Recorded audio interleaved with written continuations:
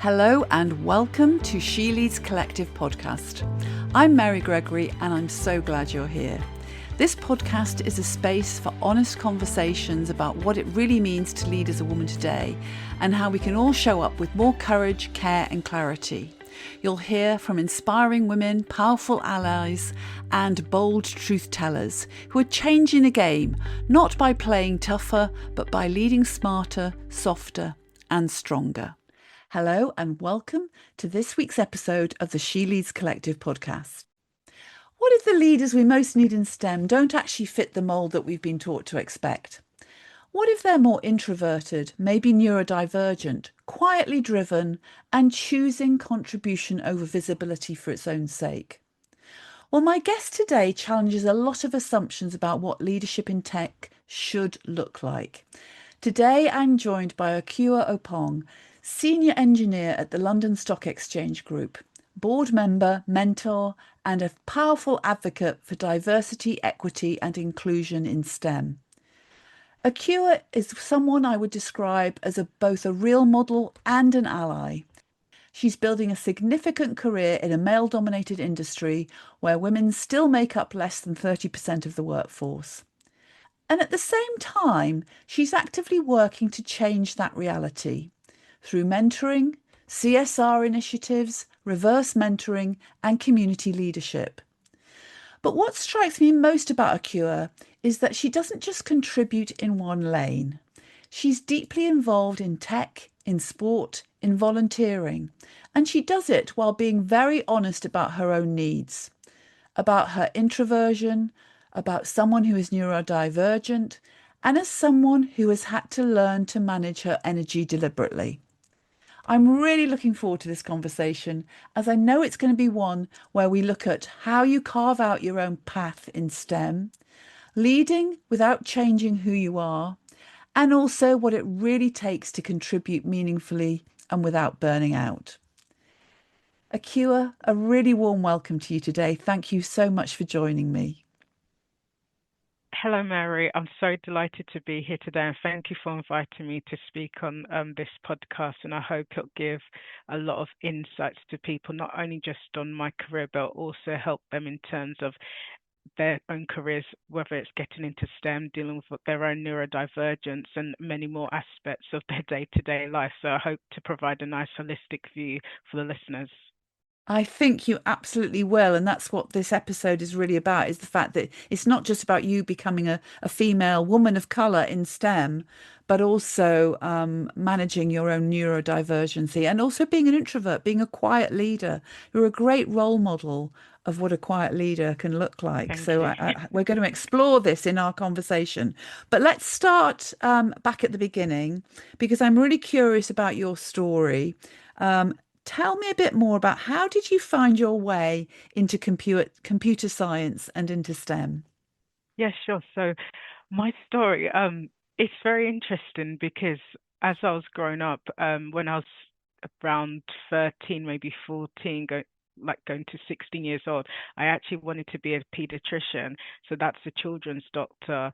It was just something about, I don't know, working or being in a field where you treat babies and children. It just kind of excited me, but I felt like I could also be a kid as well at the same time. But I imagined myself being a doctor that had a white cape on, had kind of accessories around my neck, and then I had I envisioned myself having rollerblades or roller skates that light up, and I thought I'll do that for the kids, and so that kind of approach excited me. And I was very into first aid as well, so I was always learning first aid as a child. And then when I got to about probably 18 or so, I was thinking about joining the army when I was at university, and that was just because I felt that there's so much going on in the world in terms of when you watch the news, there's natural disasters, there's wars and things like that. And I wanted to join the army, not just from a defense perspective and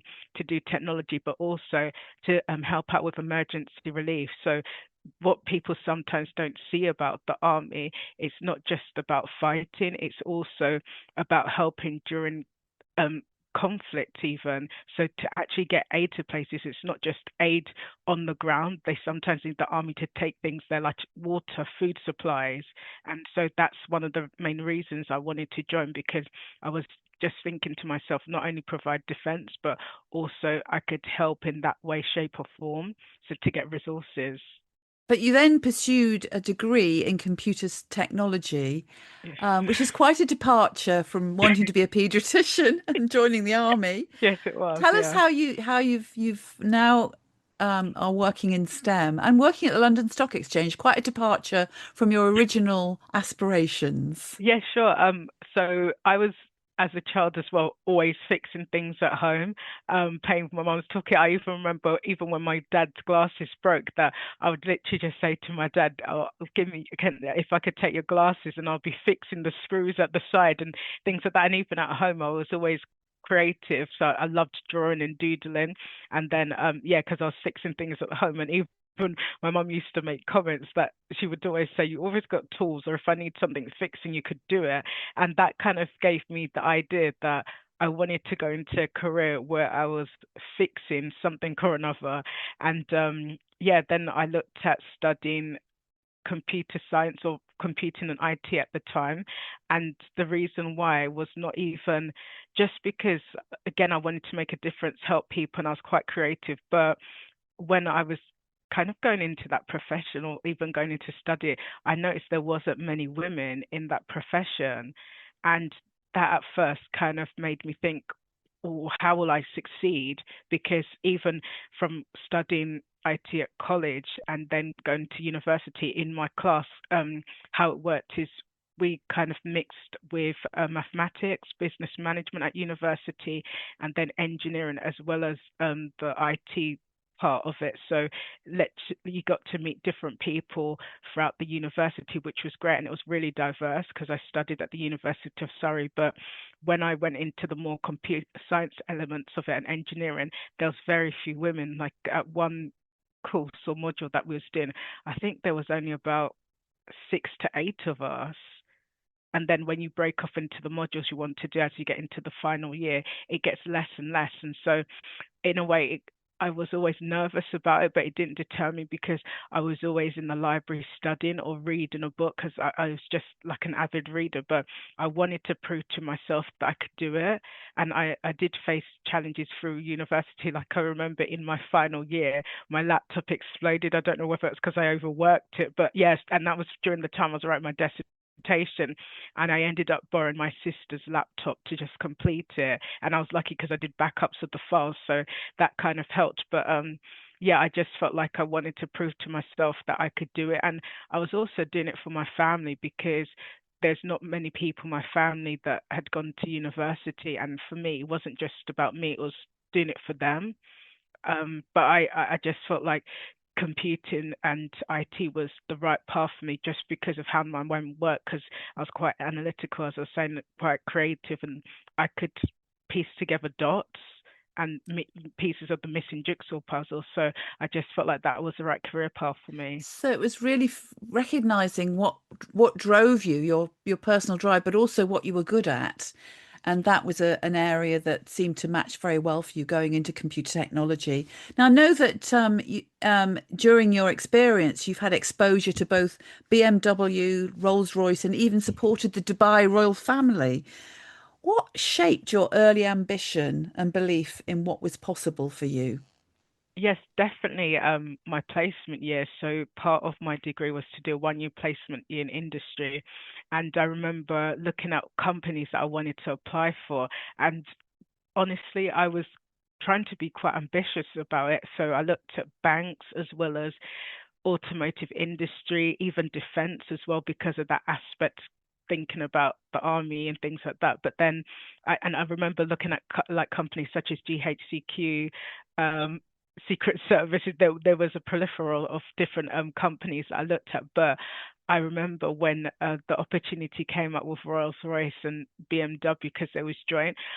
I was thought, let me apply to this because I thought I'm going to step out of my comfort zone because I wouldn't be staying in London as well, where I was based at the time. I was like, I'm having to again move out to another part of the UK, and then like test how I'd work in a more kind of engineering logistics environment. Again, it was going to be male dominated, and I had to prepare myself for that. But I found it as one of the best experience I've ever had in my life. And why I say that, it wasn't just the people, it was just the overall environment. And I learned so much about engineering as well as the technology aspect of it, because I Yeah. was in an infrastructure role and where I was based. So when you go into the Rolls-Royce plant itself, because it was based in Chichester, so the bottom area would be all logistics. So you see the base of the cars to when they go to the actual final finish stage.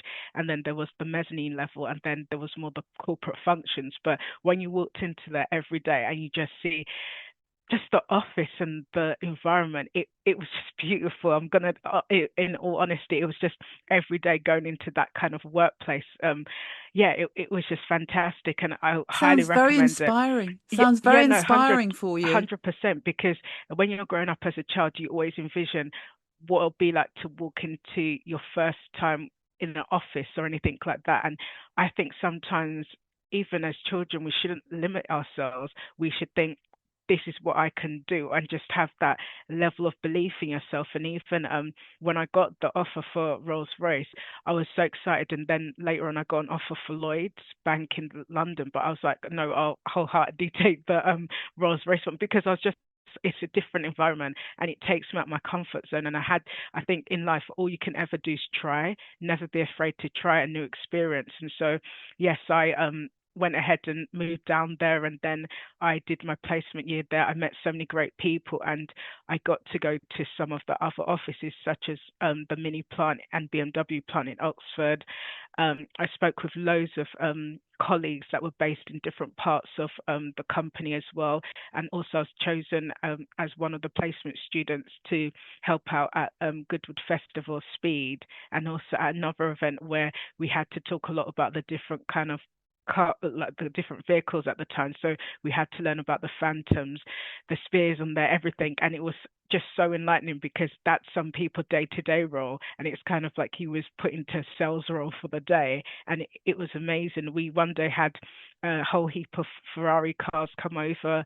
Yeah, there was so many different experiences that I can't even pinpoint one or the other. But I remember at Festival Speed, I can't remember where I was in that whole kind of environment, but I just remember Lewis Hamilton was driving for Honda at the time. So this was when he was first starting out, and just seeing his car just like rear ahead really fast, and you knew that he was going to be as successful as he is now, because he just seemed amazing, and you could tell he had that drive and he had that focus. He had his eyes on the prize.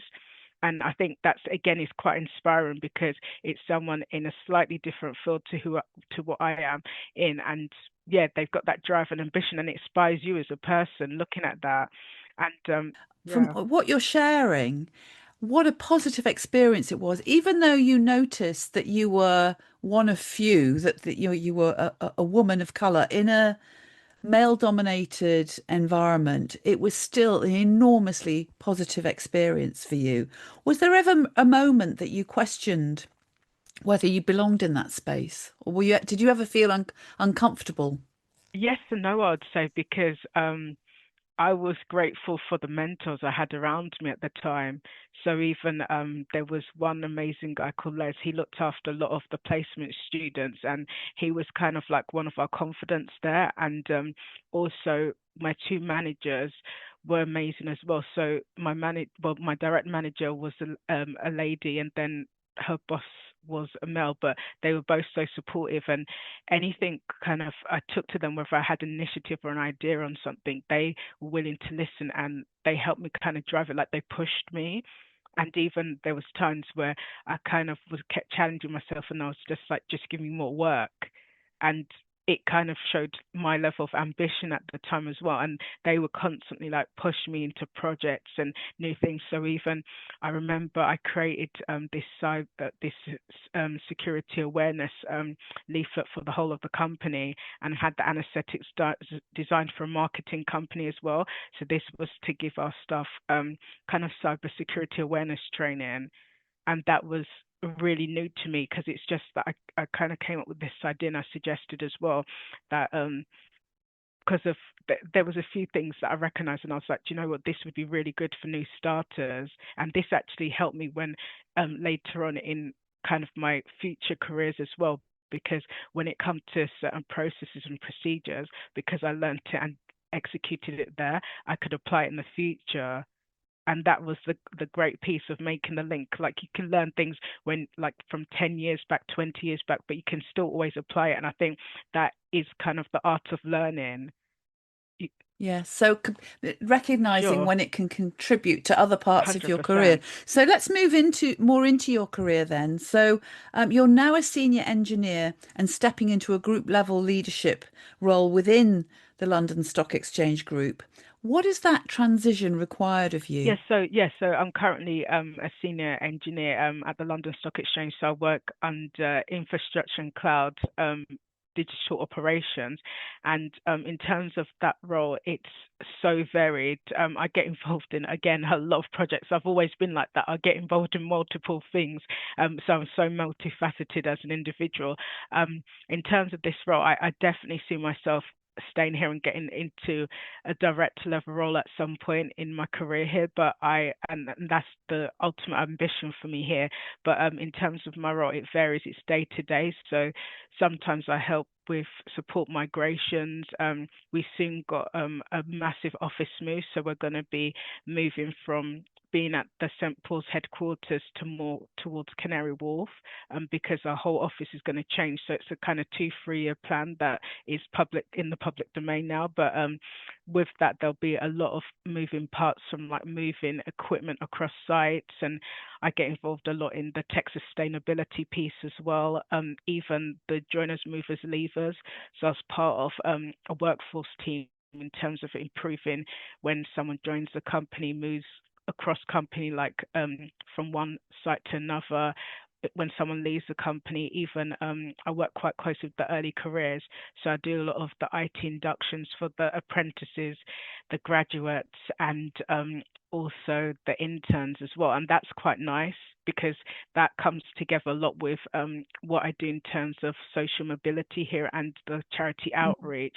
So a lot of the times, sometimes on my LinkedIn, I advertise about certain job opportunities as well, because do you know what, I like to see young people prosper, and I really want them to be successful. So even if some of the students afterwards reach out to me, I'm happy for them to kind of like jump on a call with me. We go through their CVs, try and get them into roles. And I've always, yeah, I've just really enjoyed that, because even recently there was a work experience student from last year, and she was like, literally, she was so tenacious, and she was had that perseverance and drive. And recently she told me, after speaking to her, that she got offered an internship role, and I was so happy for her, because it's like the female pipeline, you want to keep it going. And I remember when she first reached out to me, she was like, she'd love to come back to LSEG on an internship program or the grad program, and we stayed in touch. And even I remember when I first saw her in the work experience cohort, and I remember marking on paper going, this is one to watch,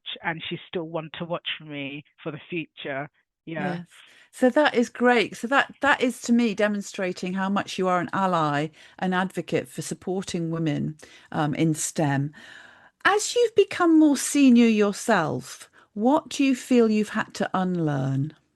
Yeah, I'd still say that I'm still making it there, because even at LSEG, and everyone knows this, I don't directly want to be become a manager of any sort. I'd rather be an individual contributor. So at LSEG we do two streams. You either go into people lead or individual contributor.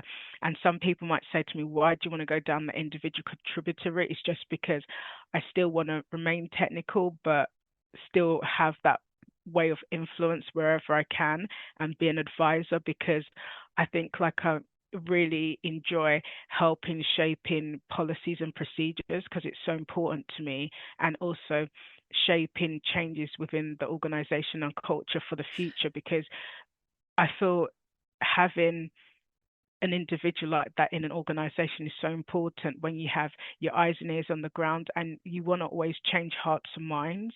Like, I'm so fortunate and grateful where I can have conversations and have a great relationship with senior leaders in the organization. And it's just because I feel like as an individual, you should get to know the human behind any leader. It's so important because let's say when a person comes in the door in the morning, leaves at the end of the day, they're still that same human being that they come into the organization. The only difference is they have different responsibilities and accountability. But the fact is, in LSEG, we're so lucky where we have leaders that can have open conversations and listen to us.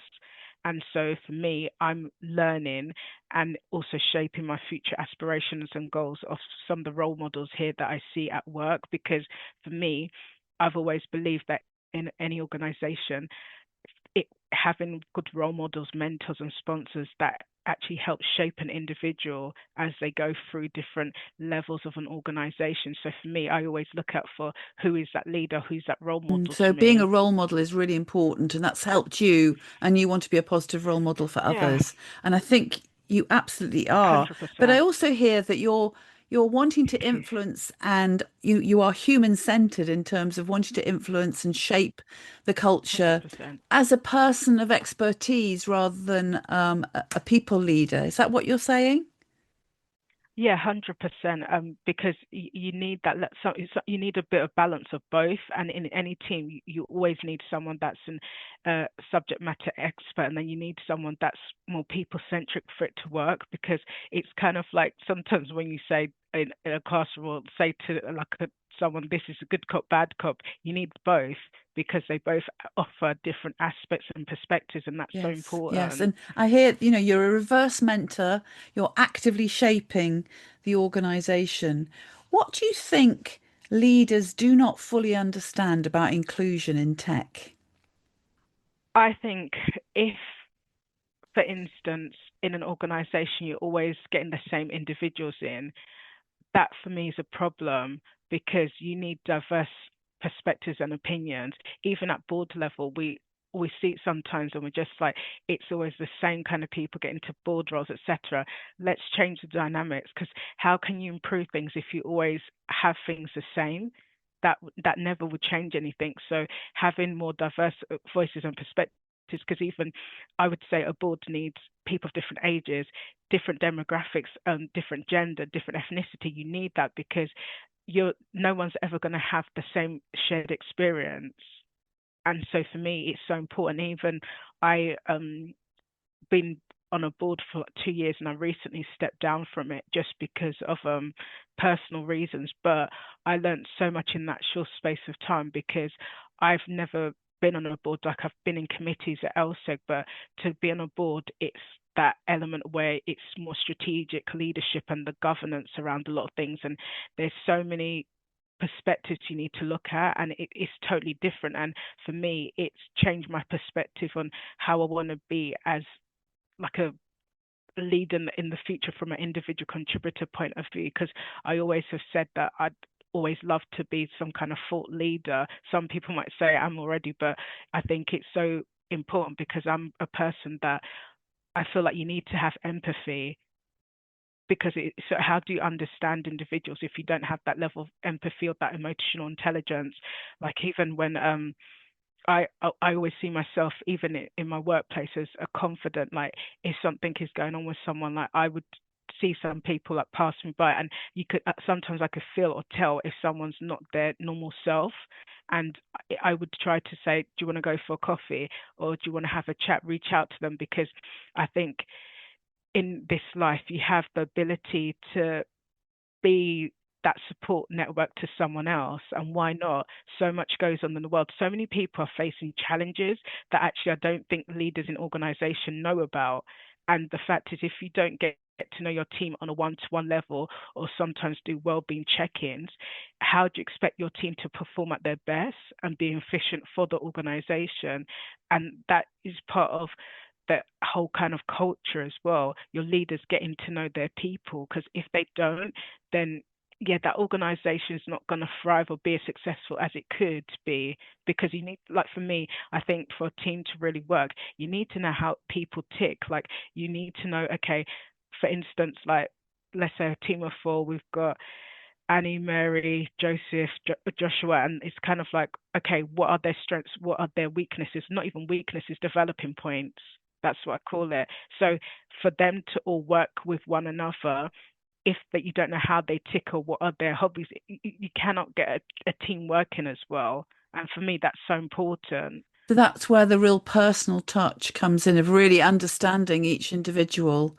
Great. Okay. Now I want to move on because I think what really impressed me when we had our preparation call is that you do so much more than your day job. So I mean, many people would find that, I mean, you have a really busy, challenging, demanding day job, and many people would find that enough. But you do an awful lot more outside of work. You do a lot of contributing, a lot of volunteering, very, very multifaceted in the way that you contribute. What has actually driven you? So you contribute in the area of sports, charity, and mentoring. What's driven you to do that? Um, Children are the future, and I think for me, and I think maybe this is where it links to wanting to be a paediatrician and then breaking away and going to another career. But I think children are the future. Every child should have the right level of access to resources, education, food, water, etc. And for me, when I watch the news, and I don't watch it as much anymore because of everything that goes on, I feel sad and hurt when I see people suffering. And also, that's where there's the element of charities. I think everyone in this world, in this lifetime, if we stop for a moment, and it's not always about giving money, it's sometimes just giving time, giving help, support, resources. The way we could really change the world for the better is so important. We sometimes see leaders or prime ministers, presidents, etc., governments on TV talk about XYZ, but sometimes they're not actually dealing with the actual root causes that affect that specific country. And I don't want to go too much into politics because politics can be scary out there, but I think sometimes we're not seeing enough of some of the countries that are really suffering, and they're not getting the right resources and things that they need to get on a level playing field with other countries. And for me, it's sad and it hurts. And so working with certain charities and initiatives, especially in terms of social mobility, we want to level that level playing field so that we bring people up so they do have those opportunities. And when I sometimes, like, we have some of our charity partners come in and some are non-charity partners come in for career insight days, things like that. When you actually speak to the students, and do you know what? There's so many talented young people out there, but they've never been given an opportunity. They've never been given a chance. And even the most thing that I've realized is sometimes people don't talk to them or treat them as equals. So they feel like sometimes they have to hold back.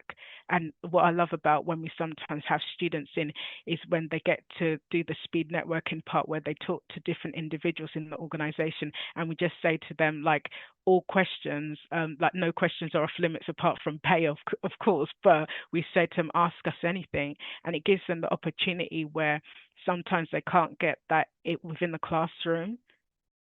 And for me, it's quite nice to hear their perspective, and you see some of them light up when they come to an organization for the first time, because in any other time they might not have that opportunity to come to organizations like ours. And so we try to offer that out because it's great for So them. that's the Yeah. charity that in the London Stock Exchange, and you're very actively involved in that. How do you fit in all the other charities you're involved with outside the volunteering that you do with the athletics and netball, for example? Yeah, I just make it work. I'm like a really good planner, so I plan out my years by quarter. And so when I'm doing certain volunteering, I try to do one or two like per every quarter. So for instance, sometimes I volunteer at netball at the start of the year, end of the year, middle of the year, because of how the season works. So the good thing about some of the sports I volunteer with, so it's England netball, athletics, and the odd football.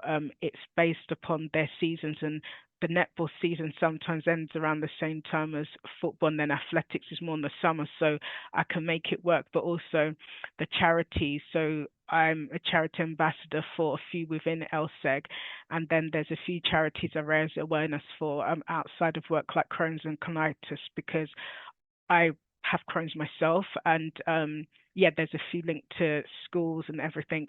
One charity that I work with quite closely at LSEG, for instance, is Blind in Business. So it's about helping partially sighted students get into employment or get access to kind of skills for education, urban synergy through mentoring, and there's a few others like City Harvest. So that's a food bank that helps local communities. So there's different ones that I help with quite a bit. And then the last thing that I mainly do is a project whereby we repurpose laptops and equipment and other items as well that we give to schools. So we've donated laptops to like places like Ghana, Peru, Tanzania, South Africa, and we're gonna do a donation roughly in the next month or so. And I love it because a lot of the laptops we've given to schools, they've helped things like code clubs, for instance, just help schools and other people like get access to equipment they normally wouldn't. And for me, that is, yeah, I really hear your passion and you're wanting to make a difference. yeah, And so and what's underneath all of that is giving people equal opportunity and making sure they get the support that they need that they aren't necessarily getting. yeah. I'm also slightly overwhelmed, in my honest, by the amount that you do, I don't sleep Akua. It's anymore. like you don't get any I don't. sleep. We're going to talk What's about a holiday anymore? Yeah, we're going to talk about your energy and how you Yeah. manage that in a minute. But for someone who's listening and feels they don't have the time but would like to contribute, what would you say to them? I would say even if you could provide half an hour a month, that's enough. Like even mentoring can be half an hour a month, and it just sometimes is about giving time and also getting contact. And I could share resources about where to mentor charities that we're involved in, and also you can have a look at the LSEG Foundation online, and it has a lot of details about what we do and what our ethos are and everything. But yeah, the LSEG Foundation is amazing, and for me, it's given me skills that I never would have thought I would develop over time directly myself. Yes, So that's the yeah, London Stock Exchange Group's yeah, it foundation. is. Yeah. Yeah, so worth looking into that. Okay, well, let's move on to talk about your energy, and also the fact that you're an introvert and you're neurodiverse. You were diagnosed with ADHD. How does that show up for you in your day-to-day work? Yeah, I would say so. Just to give a bit of context on that, in terms of neurodiversity. So neurodiversity, in case some people are not fully aware of it, it means how humans kind of vary in terms of cognitive ability. So that means in terms of how they kind of think and process information, and it could vary individual by individual. And why I say that, it depends on your type of neurodivergence. And also, just to make it clear as well, different individuals can name neurodiversity or neurodivergent in different ways. It depends on the individual, I would say, in terms of language. Sometimes you could use the term neurominority as well, or neurodistinct. Um, and also for individuals not um, neurodivergent or has a different profile, like it could be like they're neurotypical. And also to talk just to say as well, sometimes in terms of language around it, you could have individuals that have like intellectual disabilities, mental health conditions, or something else like that. So I would say language is quite important around it. But in terms of neurodiversity as well, some neurodivergent individuals can have more than one neurodivergent trait or variation. So with myself, I'm ADHD and also dyslexic.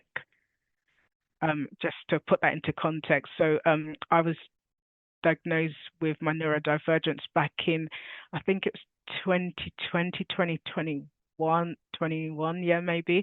And I feel like when I was younger, I kind of knew just because there was just certain traits of mine that I felt like, okay, I might be neurodivergent, but I kind of overlooked it and was just kind of, yeah, just went through school and everything. And I still got my GCSEs, my A levels, my university degree, but I kind of always felt a bit different. But then I kind of felt like sometimes people call it a superpower, but I just felt like it was just me. And I felt like I used it as a strength rather than anything else. And I feel like when you're neurodivergent, you can strive and be successful, but only if you're in the right environment or you get the right support as well. I think those are some of those factors in there. Yes, Um, yes. How did receiving the diagnosis help you? Um, well, at the time when I received the diagnosis, I was doing 12 exams. So, yeah, I was deep into all my tech exams at that time. And so when I got the diagnosis, I was like, great, but I was like, I've got an exam next week. So I need to focus on that. So once my exams were over, then I went back to, okay, let me look into this more. And it was interesting as well because I was one of the chapter leads for our accessibility network, which was called Ability Network at the time. And so I was doing a lot of this research to help members in our network and speaking to a lot of individuals. And yeah, it was interesting because one of my colleagues at work said to me, I thought you knew. And I was like, no, I didn't know. I was literally just doing it to help colleagues at work. So yeah, that was quite interesting actually.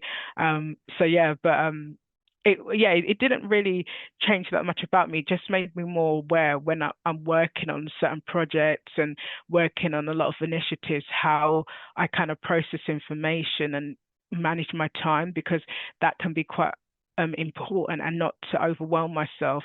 So, for instance, in terms of ADHD, so that's attention deficit hyperactivity disorder, that's where energy, passion, and creativity comes in. And it's so interesting because a lot of my colleagues at work, if you speak to them from networks, they always link to me energy and passion, and now it all comes into play why.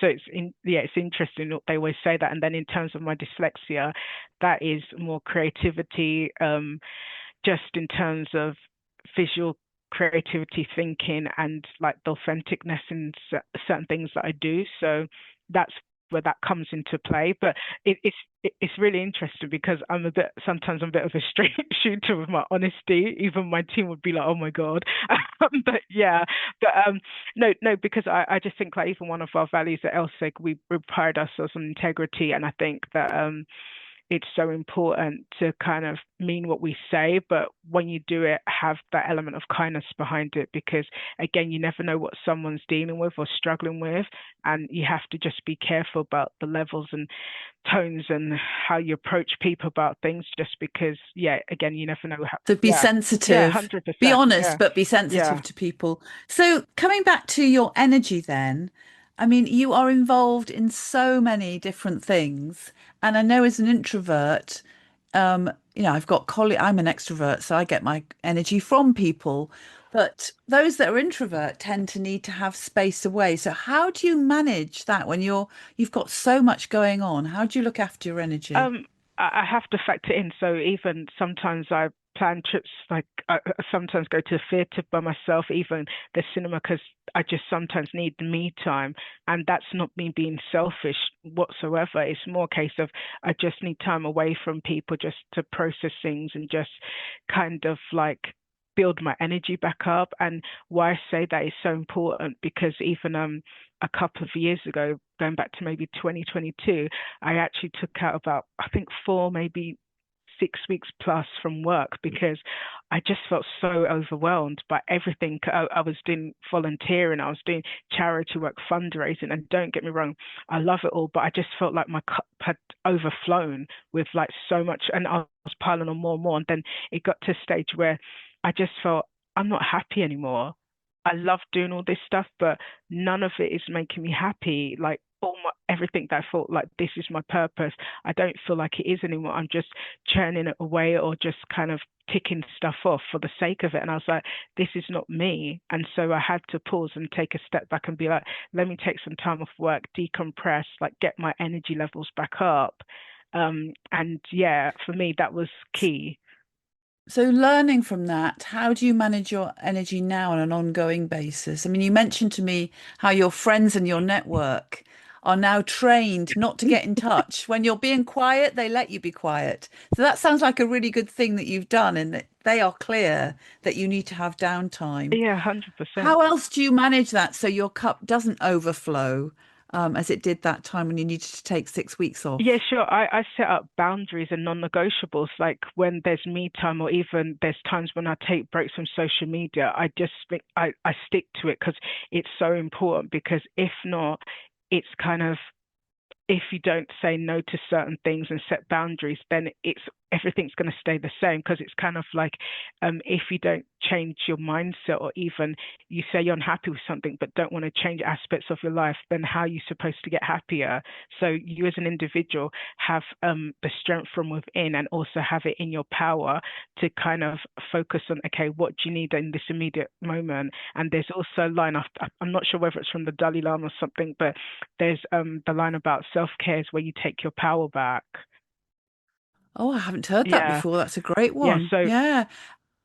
Can you give us an example of a non-negotiable boundary? yes, so even times on the weekend, especially Sunday, I don't really do any chores that day. I really use it to like relax, go for a walk, go to church, even just read a book. And I kind of set up boundaries. Like there's the odd times I might meet up with friends, but I'll do it like probably around lunchtime, and that's it. So anytime after 4, 5, it's kind of for me to be at home or around family, because it's just that if I don't set those boundaries at Monday to Friday, I'm giving so much of my time to work and other things. So the weekends are kind of for me, like especially Saturdays, is a really kind of day where I barely meet up with friends or anything. I'm at home with family, tidying up at home. Because do you know what? It's really interesting to say this, but I love like washing up. I love cleaning. No, honestly, for me, cleaning's therapeutic, because it's kind of like you're decluttering. You're kind of setting everything nice and new again. And so I love cleaning at home. Like sometimes my And mom's it's quite a mindful yeah, activity, yeah. It's actually. like when I Yes. was away recently and I was in Ghana, my cousin was just like to me, "You just love washing up," and I was like, "It's really good for you, because you have a bit of time where it's peace and quiet, or you can put on music when you're doing it," and I love it. Yeah. Yeah. Yes. Yes. And it's like there's something about being very mindful while you're doing it as well. You've also spoken about you have a 5-year plan, and that you check in with that every quarter to see how you're getting on. How does that support you in practice as well?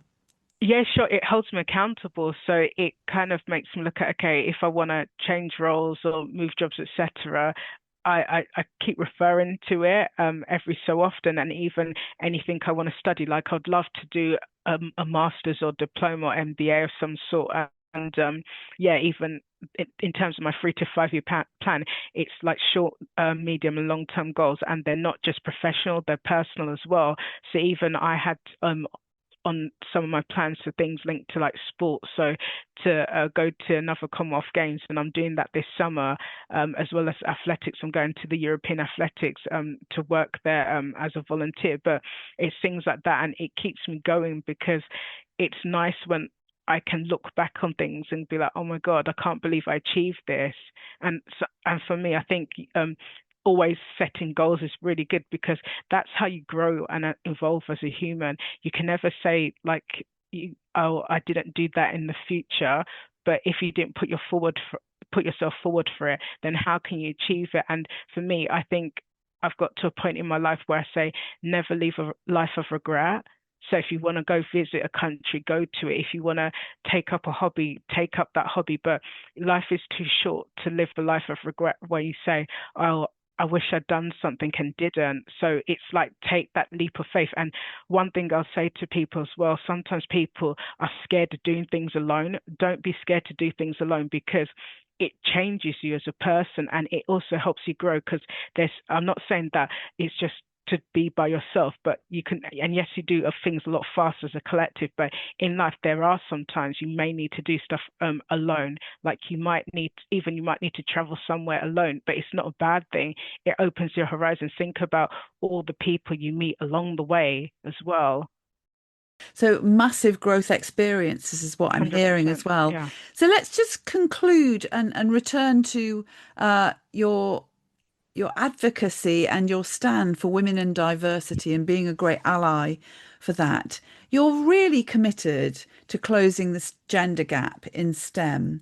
Why is that so important to you, and what keeps you going? Because it really is Yeah. a long-term journey doing that, isn't it? Yeah, 100%. Because I just think, why shouldn't there be more women in STEM? Look at everything that women have achieved in STEM so far and more. And for me, I don't like when I don't see that. Again, it's all about the level playing field. There's so many talented women across the industry in STEM, and that's why now there's that women in tech or women in STEM task force, and I know they're going to, I think, Parliament this week, and also they're doing initiatives around AI, cyber security to get more people in that field. But I just think there's so many talented women that are overlooked, and one of the proof around it is the film Hidden Figures.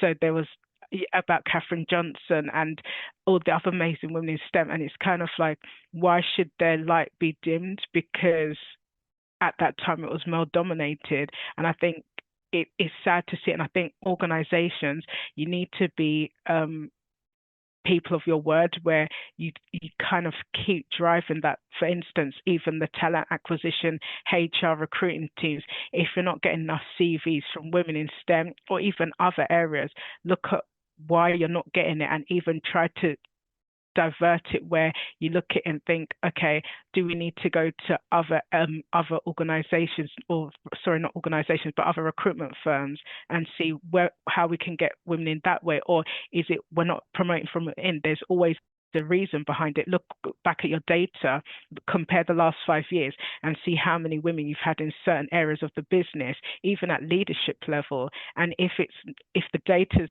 telling certain stats, you need to think, okay, we need to make a change, but it's got to come at that level. And I think sometimes not enough is being done with it, because you cannot, as organizations, keep saying, oh, we need more data. You've got the data there. Always saying we don't have data, we don't have the stats, that's you just glancing over it. But it's so important to kind of make these changes. You can go to schools, there's so many things they can do around it. Like, I can name about 100 things, but I could say all this or present the stuff, give the data myself. But if they're not willing to make the change from within, all this data, all this information we're providing, what does it mean in the end? And there's a Lovelace report as well that's been out since last year. And I still think loads of organizations should be using the Lovelace report as an indicator to say, okay, these are the challenges, and keep going back to that document and going, okay, use it as an audit. Are we doing this to improve the women in our organizations, and keep going from there? Because for me, I'm already like in a demographic where I'm a Black woman in STEM and neurodivergent. So imagine others like me. We're trying to fight the same fight, but also you're constantly asking those in these groups to constantly keep fighting the same fight. But we need more of our allies to step in, our sponsors, our mentors, to be like, look, okay, we're not going to stand for this anymore. Let's make the change together. Because that's the only What role way. do you see men playing, particularly where you're in the area that you're in the London Stock Exchange Group? Yeah, men have to be massive advocates and be sponsors, where they're speaking, like saying women's names in certain rooms that they're not in, for instance. And even I had that recently, where a male colleague, he's put me forward for a project, and it's just because I spoke to him about a few things, but I never said, oh, these are the challenges. But that just shows the allyship level there, because we had a conversation and he's making that happen. At times, we don't see enough of it. We say males going, yeah, we're mentors, we're sponsors, but what I put back to them is, when was the last time that you helped a woman get promoted? It's just like asking a company, you say you do this or that for Black colleagues. What was the last action you did for a Black colleague? How many Black colleagues have been promoted in the last 5 or 6 years? All these things is where you hold companies accountable. And if they cannot present this form of data, then it shows that they're not doing enough. So what I'm hearing is people are voluntarily, like that colleague of yours, put your name forward, so there are people doing good things and acting as allies, but that just needs to be spread and made Yeah, we much need more more, widespread. Yeah, definitely more. Yeah. yeah. Great. Okay. Finally, then, if someone's listening today and feels like they don't fit that mold of leadership and what a good leader looks like, what would you want them to hear or to learn from your story? I would say it's just like Michelle Obama's book, which is amazing, Becoming. You strive for change and to make a difference. And I think you always want to become a better version of yourself. So always don't think or have that self-limiting belief that I can't do it. You always can do it. It depends on yourself. Like, you need to have the confidence and belief in yourself And I would always say, never let anyone dull your shine. Like, if you're doing great work, shout about it. And also, one of my friends, Amber, she talked about this, keep like an achievement or wins tracker. And it's definitely worth doing, because when each time when you think to yourself, I can't do something, go back and look at that, and it just shows you can. And it's just all about the belief within yourself. So always look back at your achievements and think, wow, I really did that. And I would say every month, like even when I set my goals, at the end of each month, I go back to it, and I don't always, like, let's say, do every single thing that I set out to do. But as long as I've done, like, I don't know, 60-70% of it, I'm happy, because we're human at the end of the day. Things happen in life that direct us in another way, but yeah, we've all got the abilities to keep striving and be successful. I think where you're so strong as a role model as well, Akua, is that you really play to your strengths. So what makes you different is also what makes you strong. And also, I love that bit of wisdom at the end about keep a track of your achievements, because it's so easy to forget what we've already done and keep thinking about, I've still got all this to do, or I still want to go in this direction. But by Yeah. recognizing what you've already done, that helps you sustain your confidence and your belief in yourself. So that's a really great thing to share. Thank you. So how can people connect with you? You could connect with me on LinkedIn, mainly because, yeah, that's the only socials that I tend to share out. But yeah, even if you wanted to drop me a message and ask a question about something, I'm always happy to respond. But one thing I would say is I'd love people to connect with me and get involved in, let's say, supporting some of the charities and that we have here at the LSEG Foundation, especially Urban Synergy Mentor and Yes Features. We're always looking for mentors for different projects, Kajigo as well, Elevate Network. So if people want to become mentors, especially for women in STEM and girls, like, please get in touch, or students, because yeah, there's loads of them that need mentoring and sponsors. So yeah, That's please get in touch. fantastic. And that's a great invitation to people to actually make a difference and become allies themselves as well. 100%. Yeah. Akua, thank you so much. This has been an absolutely fascinating conversation. Thank you so much, Mary, and lovely to speak to you again. Thank you so much for listening to the She Leads Collective podcast. If this episode resonated with you, follow the show or share it with a friend and leave a quick review below. Or leave us a comment. Change happens through conversation, so let's keep this one going. Listen out for the next episode and join me as we keep lifting the lid on the stories that matter. Take care and keep leading with heart.